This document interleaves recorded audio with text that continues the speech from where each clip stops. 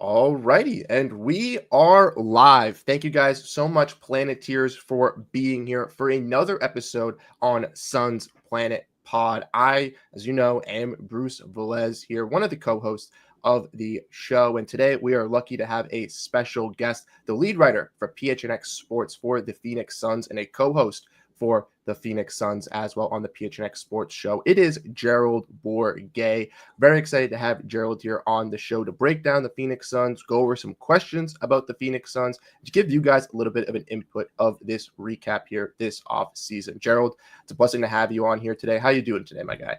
I'm doing great. How about yourself? I'm doing good. A little bit nervous, but I am excited today to have a good time breaking down the Phoenix Suns and to get over everything. As you guys know, Jake is over on vacation. Kevin is working, so it's just going to be me and Gerald here today. But I really do appreciate everyone being here in the chat. And if you guys have any questions, maybe we can get them to Gerald here after the questions we have prepared for Gerald. But I sent some questions over for him, and we can kind of get into those first, kind of looking over at the off season. And Gerald, we've seen a lot of moves from the Phoenix Suns. Obviously, the Kevin Durant trade earlier on, the Bradley Beal sign and wave, some signings here, now the rumblings of Jonathan Kaminga. My first question to you is what has been your favorite move so far of the offseason? Yeah, it's a tough one because you look at this offseason and obviously where expectations were a few years ago when they first assembled this big three. You can't look at the change of course as anything less than kind of a loss. Like it's admitting defeat. It's turning the page on a chapter where you had championship expectations and fell very short of that. But at the same time, I do like the way that they've been able to turn that page. If you have to pivot, if you have to accept defeat and admit failure and move on, at least they did it in a way that brings in established players, yes, but also allows them to get younger in the process. So my favorite move is probably what they did on draft night, honestly. Like, number 10, come on, Malawach still being there. That's kind of a no-brainer. And then being able to, on day 2, move all the way up to 31 and 41 and get 2 guys that could be contributors either down the line or maybe even as soon as this year, with as good as Brea looked in Summer League and with the way that Rasheer Fleming has that 3-and-D skill set that should be able to transfer and give him a decently high floor in this league. I think those are all really good moves if you're looking at developing talent and internal development, which is something that's going to be more important to this organization than it has in the last couple of years. Yeah, you mentioned the internal development, and that's kind of what Jordan Ott, Brian Gregory were kind of sticking with at these press conferences that you've been luckily enough been able to ask questions and kind of get some more insight revolving around that. And I feel like Malawach, Dillon Brooks, who was mentioned in that trade, even the guys like Kobe Brea, Rasheer Fleming that they got from moving up in the draft really do fit that mold of what the Suns really want to show. And I'm very excited to see, even if it's not, replicated on the stat sheet per se of wins and losses, to see what that different identity really does look like on the court. Personally, for me, I think my personal favorite move was bringing back Colin Gillespie. I know that's a little bit biased with how he's been able to play, but I have a lot of questions for you through the offseason about Colin Gillespie over on PHNX Sports, just because of the effort that he gave and how impactful he really was there for the Suns on a 2-way contract. And personally, I was very, very ecstatic to see him get rewarded with getting another opportunity here, and one that he can hopefully bounce back from with this season as well, banking on himself with that another 1-year contract as well. Yeah, no, I think Colin absolutely earned it. I would have liked to see, maybe an extra year or 2 on that deal, obviously being a 1-year deal, but I am glad that they were able to bring him back, and they clearly think very highly of him, because they could have gone out there and gotten a Chris Paul. Obviously, they did try to get Marcus Smart, but they are pretty high on what he's going to be able to bring to that backup point guard position. So hopefully he's able to carry over some of the success we saw late in the season when he was actually given a chance. And hopefully it wasn't just a situation where he looked good by comparison because he was one of the few guys that was hustling and playing defense every night. That's true. And I'm excited to see him get that new role, especially like you mentioned, kind of getting to see that, because I think a lot of people have been questioning that backup point guard role a lot this offseason. And I think a lot of people haven't really been as banking on Colin Gillespie, maybe as myself or you or others. And then my second question kind of revolves around the first one, which is, what acquisition do you think has the best chance of being effective for the Phoenix Suns? And does this kind of align with your favorite move that the Suns made? Yeah, that's a great question, honestly, because I'm not a huge fan of the Jaylen Green fit next to Devin Booker. I think there are things that he will bring to the table that can help Book, absolutely, and can help this team. You talk about someone that likes to get downhill, that has athleticism, speed, and I think he's a willing 3-point shooter. And he is an elite shot creator. The problem is he's not an elite shot maker, which is the distinction there. So, and I like the Mark Williams pickup as well, but you obviously have to preface that with the fact that he's never played more than like 44 games in a season. Mhm. So this is a big test for him, especially coming up in a contract year with him being a restricted free agent next summer. So I might just lean on kind of the safe choice. And this is maybe more of an X factor than, anything else. But Dylan Brooks is someone that I think will come in. He will play good defense for you. He will be the villain. He will bring the type of edge and grit and smash mouth mentality that you haven't had since Jay Crowder and Chris Paul were here, really. And if the 3-point shooting holds up, I think that will make a huge difference. You look at, he had a career year, 39.7% last year on 6.3 attempts. Both were career highs.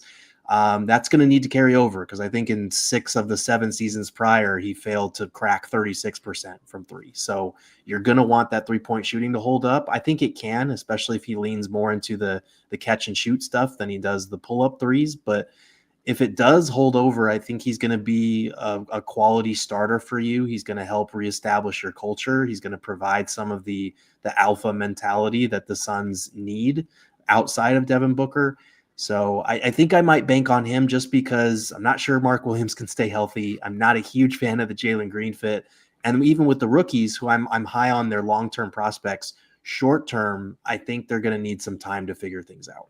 Yeah, I would agree. I think when you kind of look at the two most effective, it would be either Jaylen Green or Dillon Brooks, the two starters that did come over from Houston. And like you mentioned, the ability of Jaylen Green to be such an effective downhill scorer is going to be nice in this offense, but I don't know if that's realistically going to translate the best alongside a player in Devin Booker. And those have been kind of the concerns from a lot of people in this Phoenix Suns space with the trade kind of going through. So I would agree with you. I think that Dillon Brooks is going to be the most effective just because of his on-ball presence. Like you mentioned, his ability to be a catch and shoot scorer. Hopefully that three ball percentage of 40% can hold up. I remember last year when he played against the Celtics, because I watched them too, he absolutely torched them from 3-point range. Everyone was like, where's Dillon Brooks? Where did this Dillon Brooks come from? So obviously it was some great last season working alongside the ball handling of Fred VanVleet, hopefully with Devin Booker as well, running a little bit more of that point book role. He'll be able to find him out there on the perimeter for those catch and shoot threes to kind of make it a little bit easier for Brooks to find those offensive values, because I know one thing that a lot of people have mentioned in the Phoenix Suns media space is the defense is going to seemingly be there, but with Kevin Durant missing, Bradley Beal missing, now there's a lot of offense being taken out. So hopefully a guy like Dillon Brooks can not only be effective on the defensive end, where we expect him to shine, but also on the offensive side, filling in those holes of those discrepancies, missing those types of players as well.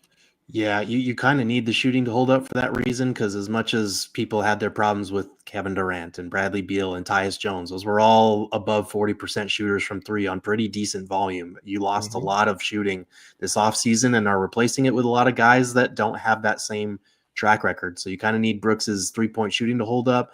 And the other area, I wrote about this over at gophnx.com today, but the other area of his game that I think people have slept on is his post-up game.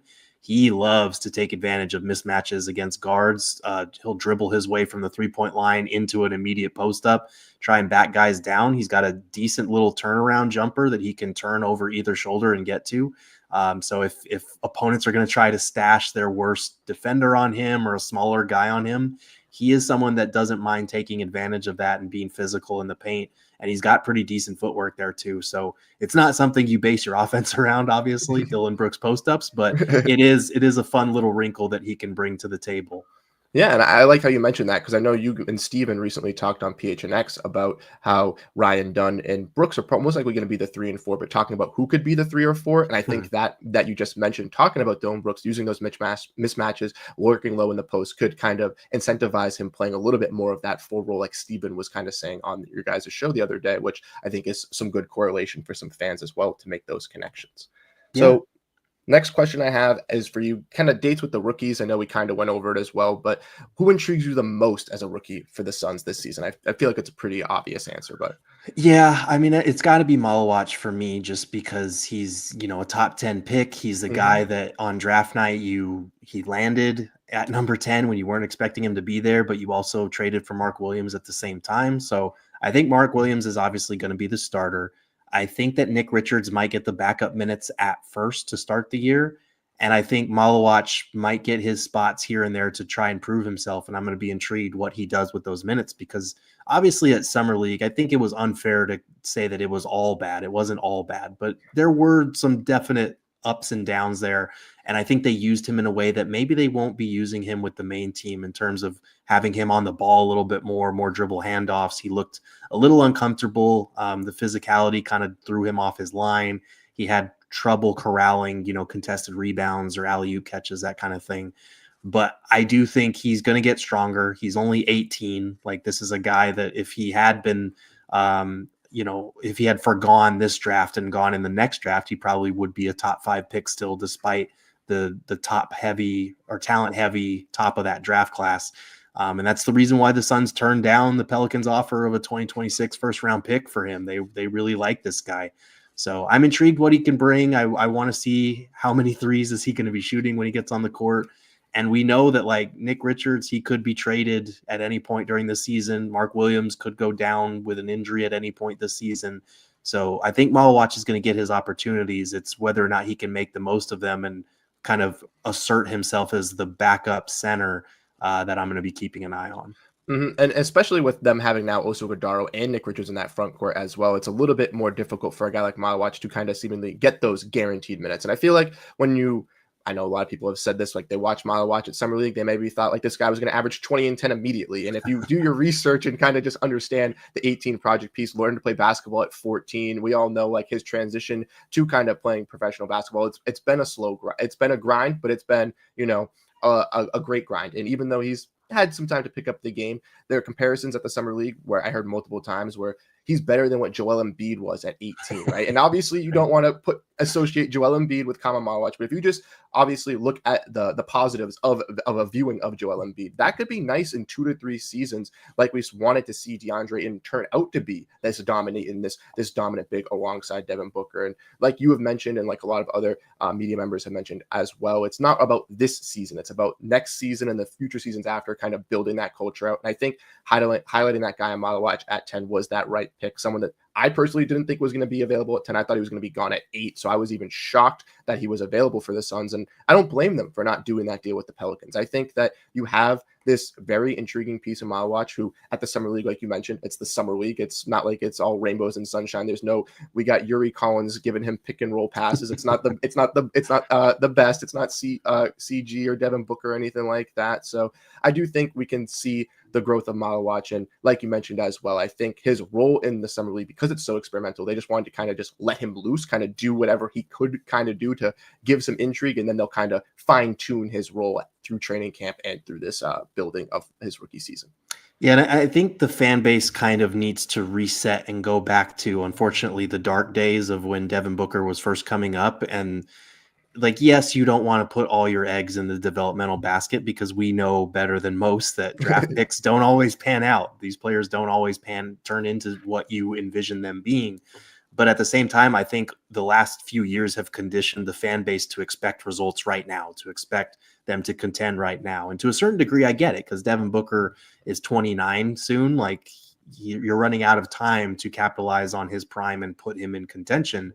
But at the same time, that doesn't mean that you can evaluate these players as like, it needs to happen now. They need to show us what they can do in year one, because that's not fair to them or their development. And we've seen players that haven't panned out immediately here, a lot of them being role players that are more established, but we've seen how quickly the fan base turns on them the minute that they don't pan out. So I hope that they give these guys a chance to truly develop. Same thing with Ryan Dunn and Oso Ighodaro, because they're, number 4 and 5 longest tenured Suns now on the team, but they've only been here for a year. They need opportunities to fail and grow as well. And I hope that Malawach has afforded that kind of patience. because I saw the reaction to a lot of fans to finding out that they turned down that Pelicans offer. And the way that a source explained it to me was that, like, yes, that pick could be valuable, but we just saw teams that had the best odds to go number one in the draft lottery fall back to 4, 5, 6. Like, it doesn't guarantee you're going to get one of those top guys. And they believe that Malawach would have been in that top 5 range if he had, gone in next year's draft. So to get him at number 10, pay him a cheaper rookie salary than they would have next year if that was the case. Like, they wanted to jump all over that. A lot of times it's that thing from Family Guy where, your two options are a boat or the mystery box. The mystery box could be anything. It could even be a boat. Like, just take the boat if you really like the boat.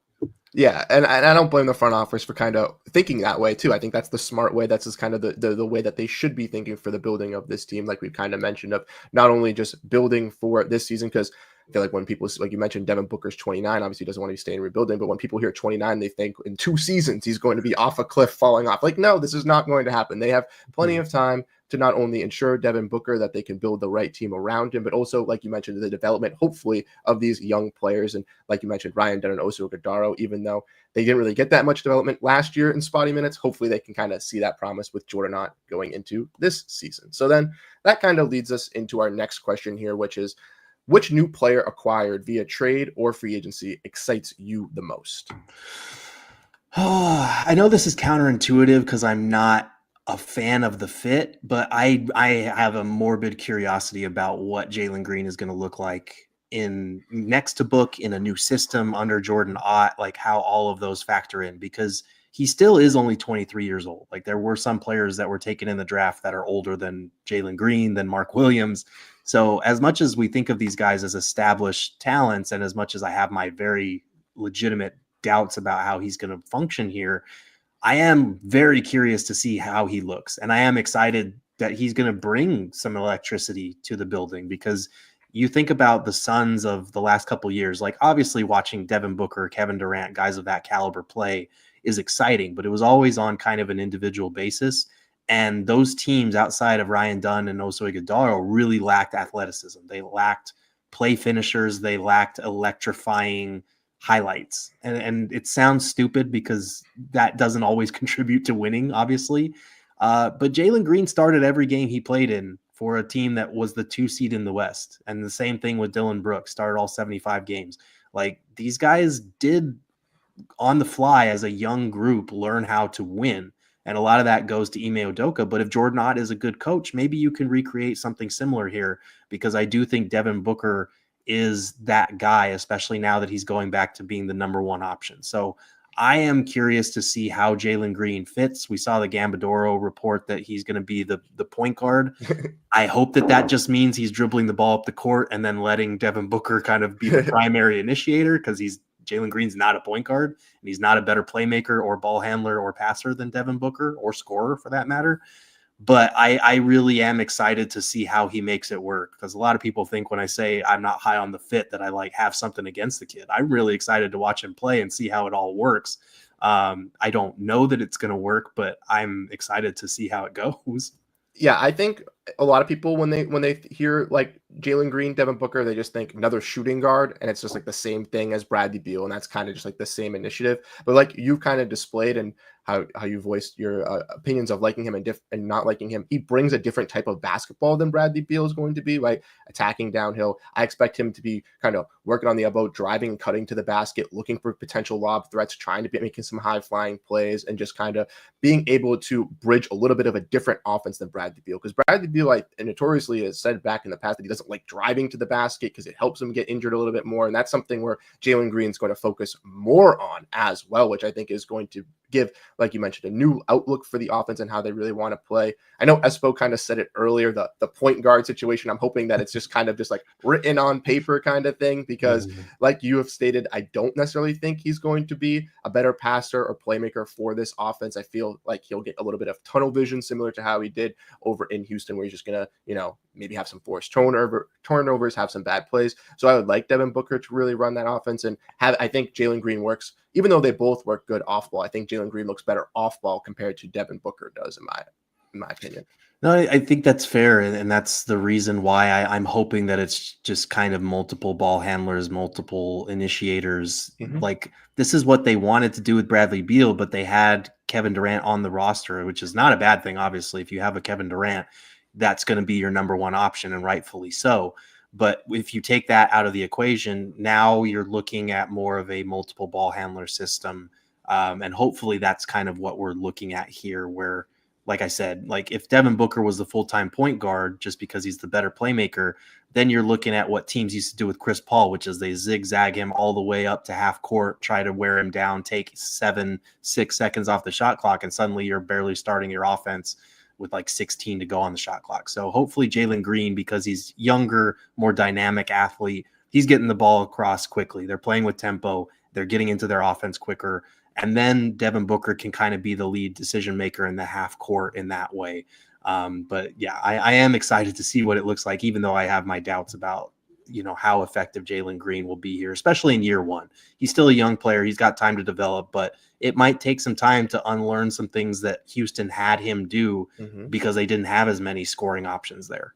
Yep, and he might have to be, I guess, more of an offensive focal point, which we can see even if his stats look good. Obviously, the shot tendency and the shot percentage of the true shooting percentage that everyone is looking at as a glaring issue with his inefficiencies, maybe rising or declining with the obviously impug of his offense and defense. I like how you mentioned the Kevin Durant thing as well, because with Durant, Booker, and Beal, it kind of really, even though they were running random offense last year, they were running sets with Booker, running sets with Beal, running sets with Durant, and they kind of had to kind of accommodate to that with all three of their different coaches when they were running these types of styles. Now with Jordan Ott, and now that you only have, I guess, less offense, it's more focused on those two guys and what they can really bring out for the Phoenix Suns, which I think is a little bit more intriguing to see, just because it's not like as set in stone what the offenses is, which a little bit weary of make it a little bit more questionable, but I think does give you a little bit more insight on, I guess, development of what this team can truly be. Yeah, absolutely. And I think that Jordan Ott piece is going to be a big part of a lot of these players that we're talking about. Yeah, I think so too. And that kind of works really well into our next question here, which is about Jordan Ott. So I know you guys have been doing a little bit more on like the coaching stuff side of things. So when evaluating Coach Jordan Ott, what stands out the most to you that he can help bring to the Suns this season that they maybe lacked last season or the past couple of seasons? Yeah, I think the way that he's been described multiple times is this cutting edge basketball mind. Like he grew up in the film room. He's someone that does his homework there, that works harder than anybody else. And he's always trying to identify modern NBA trends and figuring out how they can get ahead of them or harness them, basically. So, and that's on both ends of the floor. He's been credited with this. So I think when you're looking at wanting to play a modern style of basketball, but also being able to understand where it's going to go next, what the next thing is going to be, I think that could give the Suns a leg up a little bit if he's able to deliver on those types of descriptions that he's been getting. Because I think you look at some of the things that he wants to bring from Cleveland that he's talked about in his pressers, leaning into more player movement and cutting. I think those are good things, especially when we talk about if Jaylen Green's playing off the ball. He's a quick guy. Like he's a very quick guy, not the best finisher around the rim, but if he's cutting at the right time and into the right spots, he's a much better finisher around the rim then because he's got that athleticism. I think you talk about Mark Williams being a pick and roll heavy big and a dump off heavy big. You're going to need to have lots of player movement. You're going to need to be able to throw different things at defenses. And then defensively, they actually have rim protectors now in Mark Williams, Kaman Malawach, even Nick Richards to a lesser degree. So I think if you have that trust there, you can be more aggressive on the perimeter, which is something he's talked about, something that Ryan Dunn mentioned in the first summer league practice. He was joking that he felt gassed after finally being able to get back to pressuring on the defensive perimeter. And they have the horses for it now. They have Dylan Brooks, they have Ryan Dunn, they have Rasheer Fleming. They have guys that can get after it on the perimeter, on the wing, which is something that last year's team did not really have in terms of personnel. So they got longer, they got younger, they got more athletic. There's no reason for them to not be flying around defensively, for them to not be running all over the place offensively with cutting and all that good stuff, player movement. And I think that Jordan Ott, if he's able to harness all of these things and kind of direct a lot of these younger guys, I think it'll benefit everyone involved. And you see with other teams around the league as well, they're embodying this cutting, faster paced movement style of basketball. Looking at the teams that were just in the finals last season, looking at the Cavaliers, team that Jordan was just a part of, obviously a top tier team in the Eastern Conference. And that's similar to, like you mentioned, how the Suns kind of want to build this team. And I can kind of see that with how they've done with their draft picks and kind of look with their new kind of foundation of their team. But like you mentioned, Jordan wants to implicate those things. And I think one of the most intriguing things about Jordan to me is the complexity of how he ran his teams in Cleveland, obviously with the two guards, the double bigs, but with the Suns having so many possible different outcomes of running, Dunn and Brooks, potentially running Malawach at the power forward and running Oso at the power forward, running that double big action like we saw in the summer league. And then also having guys like Rasheer Fleming, Nigel Hayes-Davis, guys that can play the 3, play the 4, maybe a little bit of small ball 5. They have so many, even Royce O'Neal, who kind of gets slotted in that system, unfortunately, just because of all those new guys coming in. They have so much depth there at that position compared to last year where it was Ryan Dunn, Cody Martin, and that's really basically it. Mason Plumlee in the front court. There wasn't as much of that. So I do really like that they have kind of tapped into that. And I think Jordan Ott's going to bring the best out of those wing players and kind of institutionalizing what that kind of defense and offense can be for the Suns, playing with those long athletic wings, playing with that hustle, like you mentioned, that he wants to bring in here, because not only did he get credit from other anonymous sources around the league, but guys he worked underneath, right? Guys like DeMarre Carroll have now joined his squad. Darvin Ham was someone that was rumored to be coming here. Steve Nash gave him high praise as well when he was hired. So those are all good things, alongside where you mentioned where even when he was hired, not a lot of people knew if he was an offensive-minded coach, a defensive-minded coach. Those are really good, because then teams view as possibly someone that could be talented on both sides of the floor, which the Suns desperately do need. Yeah, absolutely. And his background in player development, DeMarre Carroll talked about how he worked with him directly and kind of helped revitalize his career when it felt like the league was going in a different direction, working with him on the shooting. I think those are all positive things that you can apply to a much younger roster. And not just the fact that they're younger, but you have so many new faces on this team. Like, you've got multiple new starters like Jaylen Green, Mark Williams. You've got second-year players like Ryan Dunn and Oso. You got 3 new rookies. You've got guys that you're bringing in on two-way deals. Like, up and down the roster, there is a need for being able to develop these guys and figure out what they can be and whether they can contribute in a long-term sense beyond just this upcoming season. And I think that's the lens that a lot of Suns fans need to view this as, because I don't see this being a 45 or a 50 win team. They might not win as many games as they won last year, to be honest with you. But as long as they have the right trajectory and are showing that they can play to an identity, that younger guys are developing, and that they're hitting on the margins with even some of maybe these two-way signings or additional players they're adding, I think that's a positive for me. We just have to kind of reset our expectations from how we were spoiled the first couple of years with expecting a championship every year. Yeah, my expectations definitely are very low going into this season. I know you guys were talking about potential records there over on PHNX Sports. I'm kind of in the similar alignment with you guys, where I'm just kind of going in there with low-tempered expectations. If they can get to potentially 40 wins, I'll be ecstatic, but I'm not seeing anything very positive outlooking. I'm just looking for at least not giving up at halftime, not coming out in the third quarter completely just tired. And it seems like Mike Budenholzer didn't even pump them up at some points. You know what I mean? That's the type of energy I want to see from Jordan Ott. And from all the characteristics that you brought and presented, I think that he can do that job for the Suns going into this season. So with that being said, the Suns made 2 signings recently as well. They brought in a guy in Gerald Butler, who is on that non-guaranteed deal. They also picked up Jordan Goodwin off of waivers. So what stands out from their game that can be added to this new identity for the Phoenix Suns, do you think? Yeah, I think Goodwin fits in well with the defensive-minded approach that they're trying to take. This is a guy that even when he was here, the shot selection wasn't great, the offense wasn't great. He didn't fill that backup point guard role that they kind of needed at the time, but he was a dog defensively. Like, he got after it. Him and Josh Okogie were kings of steals, deflections, creating havoc, all that good stuff. And they were also very active on the offensive boards, which is something that Jordan Ott has talked about, wanting his team to be more active in crashing the offensive glass.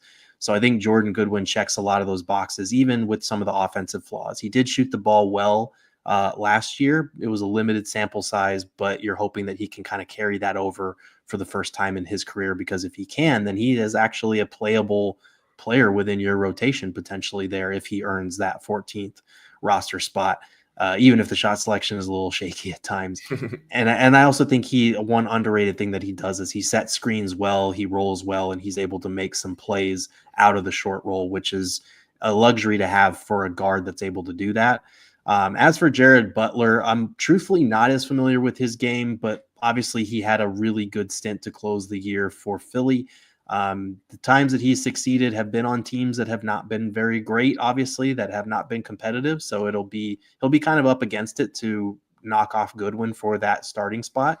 But he's a guy that can create his own shot a little bit, which is something that Jordan Goodwin does, but doesn't do very efficiently at this point. So I am curious to see more of him and more of some of these guys in training camp. Obviously, it's a non-guaranteed deal, so we don't know how long he'll be around, but I view it as a positive when you have multiple training camp battles, to be honest with you, because that competition kind of brings out the best in everybody, and you wind up with the players that earned that spot.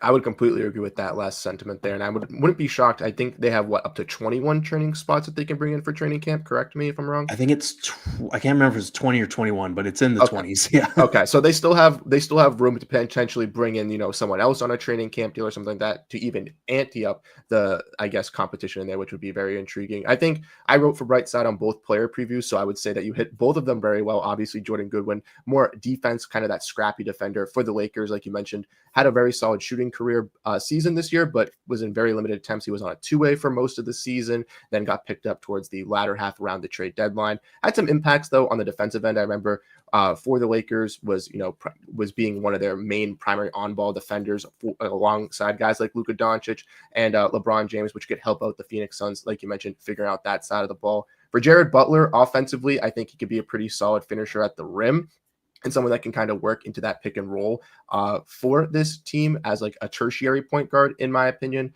Over on the Wizards, before he was traded to the Sixers, he was actually on a two-way for their entire season and was playing pretty well for them. And the only reason they really moved off of him, from my kind of knowledge and understanding, was they wanted to give him that opportunity. So I think that was really interesting to see as well for the Phoenix Suns. They're getting a guy in Jared Butler who I think can make a very, very strong impact for this Phoenix Suns team as well. Oop, there we go. Very good. You good? You good? Yeah, sorry about that. Awesome. No, you're good. You're good. I was just saying Jared Butler, just a solid tertiary guard, in my opinion. I think can bring some fun to the competition. And I think for the 76ers really shined because they were in that like rebuttaling phase, kind of trying to figure out their identity with all their injuries. And for the Wizards, they were kind of in that similar stance in the beginning of the season, and they ultimately moved him to give him that opportunity with the Sixers. So I think, like you mentioned, this is just an opportunity for Jared Butler, and if he can kind of make the most of it for the Phoenix Suns, even if it is just a tertiary point guard, that's someone that could kind of come in, and if Colin Gillespie is either injured or has some, potential foul trouble, a guy like Jared Butler could be that replacement, and who knows, could have those shining moments in 5 to 7 minutes where Suns fans are like, I like this guy. Yeah, absolutely. Like people always hold it against teams when flyers don't pan out, and that's kind of the point of a flyer, is to take a chance, see if they've got anything. A lot of times it doesn't work out, but sometimes it does, and you get lucky and you find somebody that can actually be a part of your core moving forward, and that's the whole point of utilizing all of these roster spots that you have available.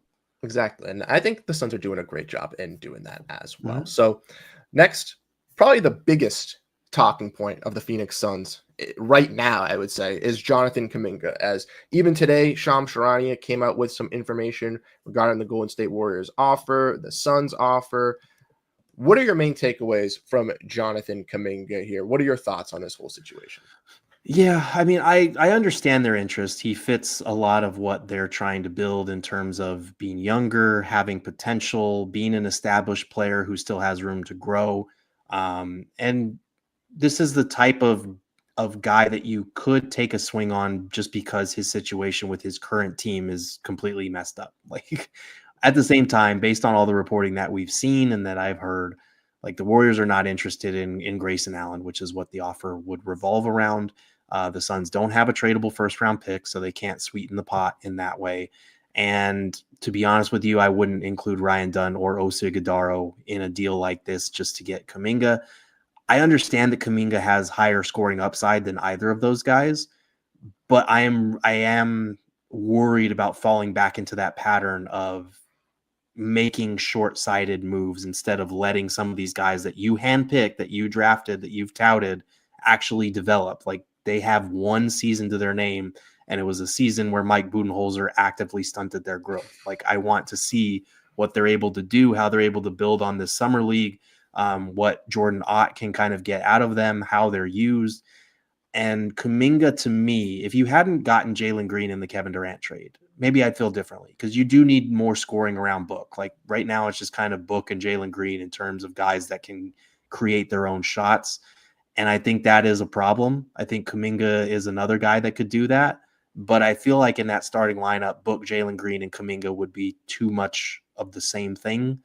And Kaminga's not a good shooter. Like, he's not a good 3-point shooter. And that matters if you're going to start him at the 4 as kind of an undersized 6'7" power forward. So I'm kind of out on it, especially like we saw the report from Shams this morning that they are offering something in the range of like 4 years, 90 million.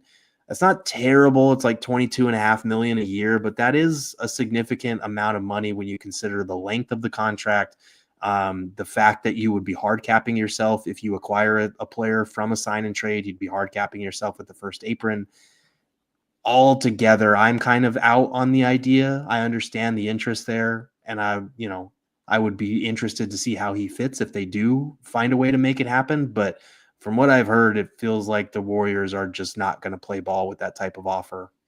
Yeah, I think I personally said 22 million was my max that I'd offer him. I think with restricted free agency, we've kind of seen over the past, I feel like these players want more than what they're going to get, and it's just kind of known now, especially with the CBA and all the restrictions and the aprons, because you've seen with all the buyouts to guys like Dame and Beal, and even the contracts of, guys like Jaylen Green, which some teams thought was a little bit weary. Teams don't want to commit themselves to, $30 million. And to these young players, that $30 million deal, I view it as like a $50 million deal, max deal for someone that teams are kind of uncertain for. So when you're looking at a guy like Jonathan Kaminga and kind of comparing that with Jaylen Green on the roster, I don't think it's the best idea for the Phoenix Suns to go out and get him. Even if they do get him at that $22 million, which I think is a comfortable price to pay him, in my opinion, I don't think that, like you said, with the fit with Jaylen Green and having, I guess, 2 stars you're trying to believe in to take that next step is the right, I guess, path for this team. I think what we've seen from other franchises like the Pacers and from the Thunder is you can have this one centralized star and kind of build through the draft or build through with these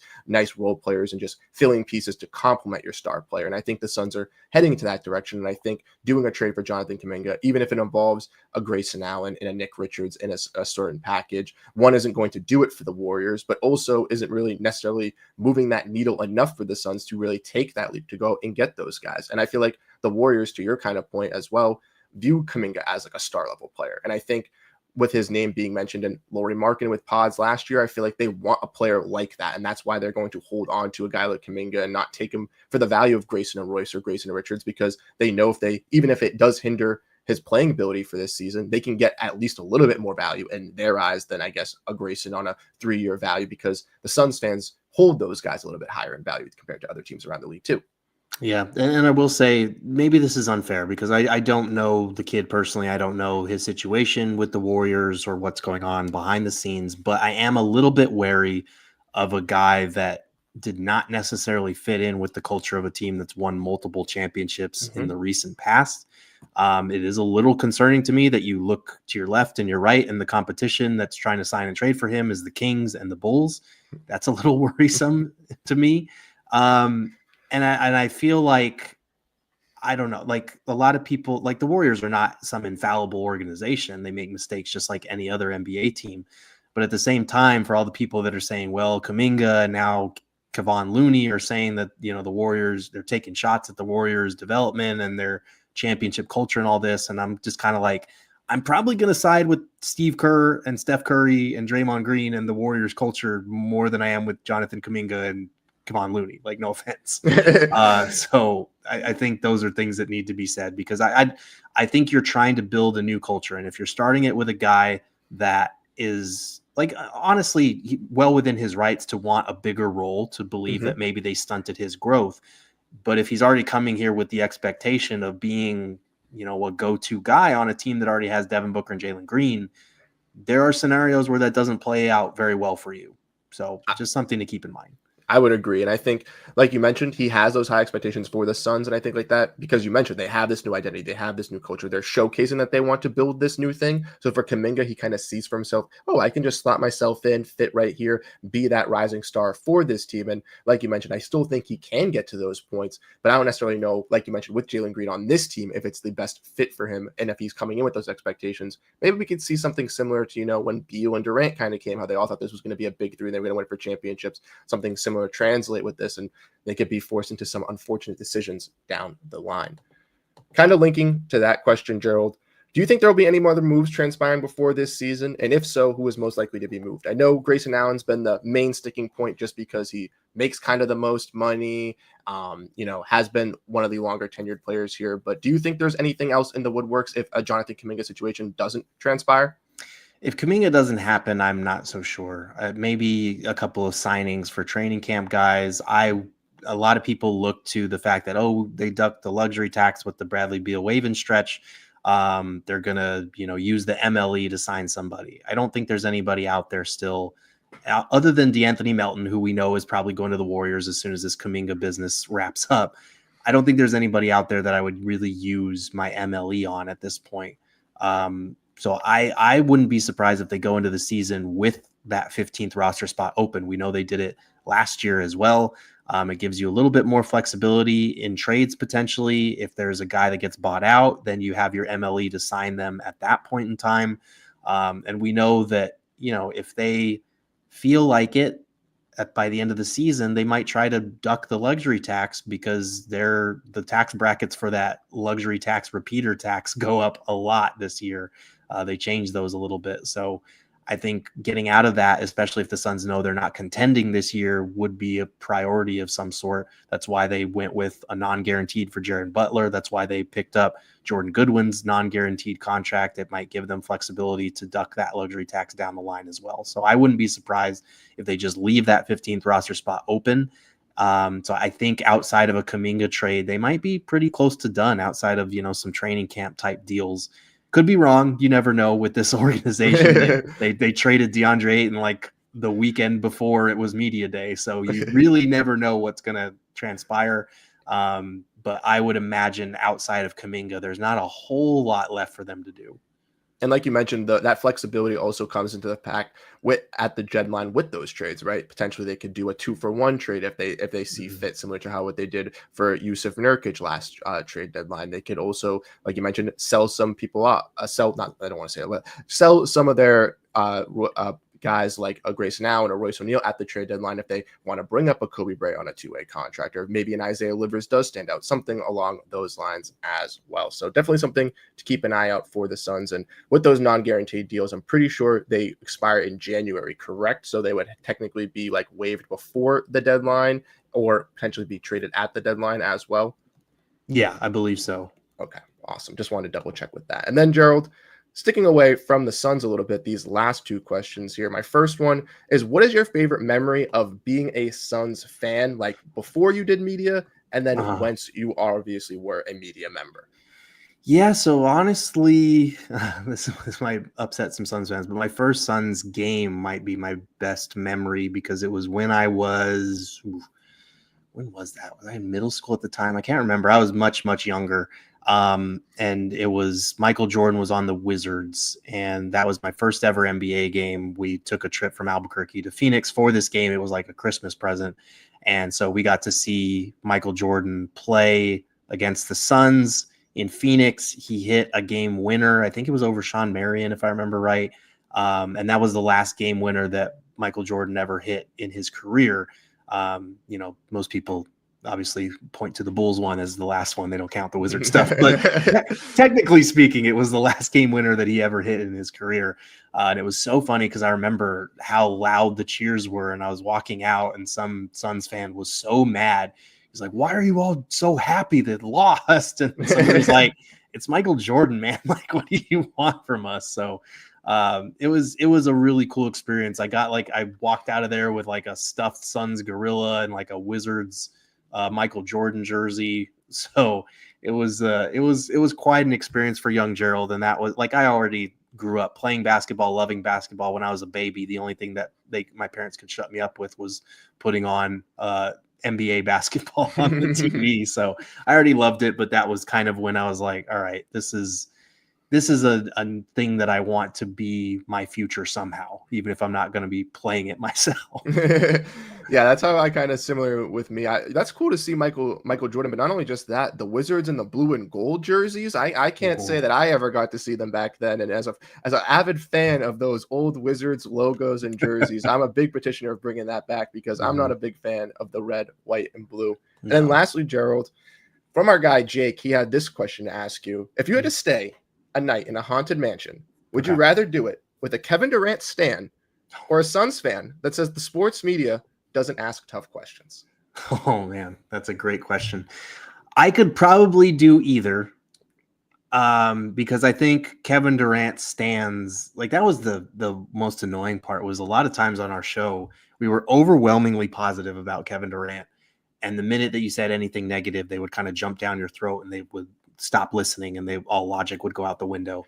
So maybe I might rather do it with somebody but a lot of Kevin Durant stans eventually were cool with me. They just would have a conniption online over the way that their guy was covered or whatever.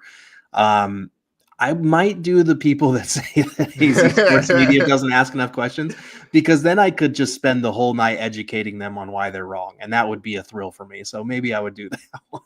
I feel like that would be the easier alternative, honestly, because you get stuck in a haunted mansion with a KD stand, and you hear a little creak down or something like that, and you're like, what is that? They'll just start absolutely blaming you for the creak and the noise, and they might start thinking you're the ghost possessing the house. So I think that the latter is definitely the better way, dealing with some people and educating them more on what it is to be like a media member, what it is to be in this spotlight. Because even though a lot of people say you don't ask the tough questions, it is a tough job to ask the right questions. And we all know that from a professional standpoint. So I want to say a huge shout out to Gerald for hopping on the show today, coming into Suns Planet Pod. For all of you guys here, if you obviously know Gerald for all his great work over on PHNX Sports, definitely go and check him out. Obviously, a lead writer for the Suns over there. Just had a piece, like he just mentioned, coming out about Dylan Brooks. Yesterday had pieces on Ryan Dunn and Osa Ighodaro going in on them. So definitely go check that out. Get all your Suns updates from Gerald. And you can see him on the PHNX Suns show